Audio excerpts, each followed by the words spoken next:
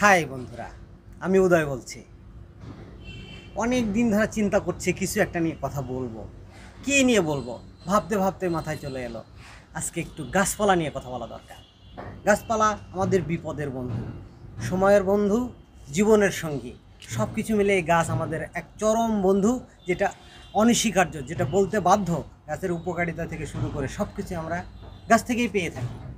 তো আজকে দেখেন, আপনাদের কিছু কথা বলতে চাচ্ছি অনেক দিন।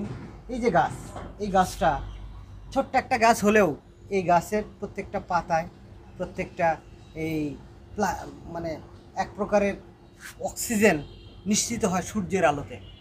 এখানে ক্লোরোপ্লাস্ট থাকে, সেই ক্লোরোপ্লাস্টটা ফেটে রোদের তাপে ক্লোরোপ্লাস্ট ফেটে আমাদের অক্সিজেন দেয়, যে অক্সিজেনটা মানুষ না নিয়ে কোনো দিন বাঁচতে পারে না।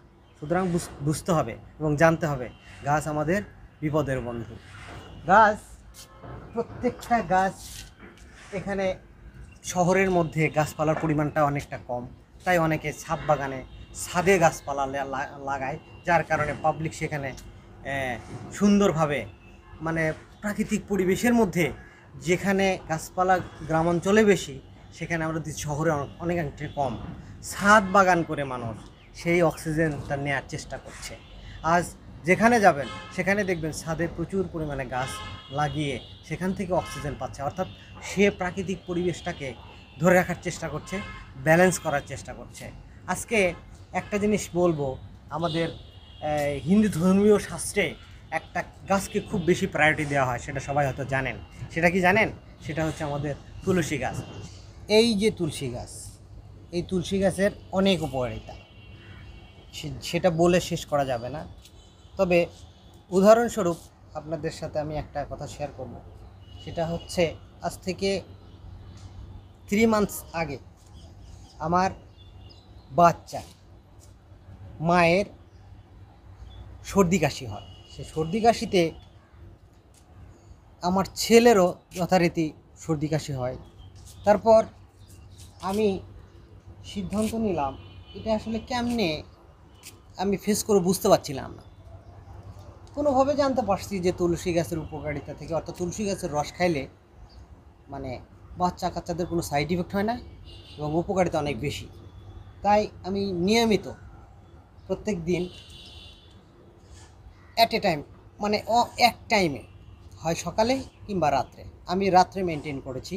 রাত্রেবেলা 3 ফোঁটা করে তুলসী পাতার রস আমার ছেলেকে খাওয়াইছি। জেনে আশ্চর্য হবে যে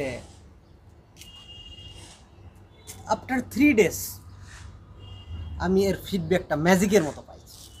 ম্যাজিকের মতো বলতে কেমন, কাশিটা এবং বুকের ভিতর যে শব্দটা, এই দুইটাই আমার ছেলের ভিতর থেকে আউট হয়ে গেছে। সেই জন্য বলছি যে আসলে গাছ, অর্থাৎ গাছপালা থেকে সব কিছুই, প্রকৃতিতে এমন কিছু নাই যে পাই না, যেটা আমরা সব সময় পেয়ে থাকি বৃক্ষ থেকে। সেই বৃক্ষর যত্ন নেবেন, সেই বৃক্ষের পরিচর্যা করবেন।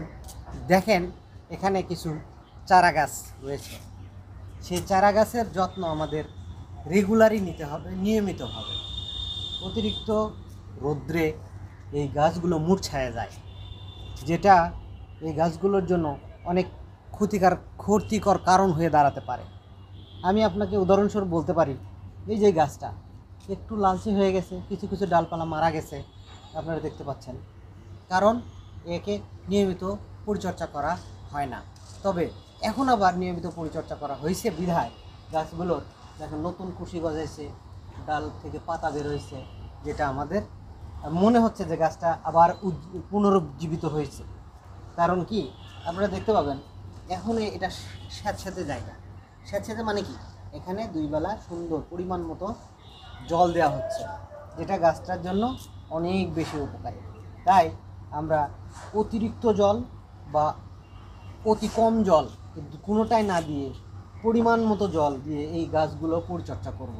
পরিচর্যা করলে আমাদের সামনে দেখতেও সুন্দর লাগবে এবং এখান থেকে আমরা অক্সিজেনও পাবো। কারণ এটা আমরা জানি, গাছ থেকে ডালপালা যখন বেশি বেরোবে তখন পাতাগুলো থেকে অক্সিজেন পাবো, যে অক্সিজেন আমাদের শারীরিক মানসিক এবং বেড়ে উঠতে সাহায্য করবে, জীবন বাঁচিয়ে রাখতে সাহায্য করবে। তাই গাছ আমাদের বন্ধু, গাছ বিপদের বন্ধু, গাছ পৃথিবীর বন্ধু, গাছ সমাজের বন্ধু, গাছ প্রত্যেকটা মানুষের চিরস্থায়ী বন্ধু। যে অন্য কিছু বেইমানি করতে পারে, কিন্তু গাছ বা বৃক্ষ কোনো দিন বেইমানি করবে না। আমরা সবাই গাছের পরিচর্যা করব, গাছকে ভালোবাসবো, বৃক্ষরোপণ করব, পরিবেশকে বাঁচাবো, বিশ্বায়ন থেকে বিশ্বটাকে বাঁচাবো, গাছের চর্চা করব। আজ এ পর্যন্তই, আবার দেখা হবে।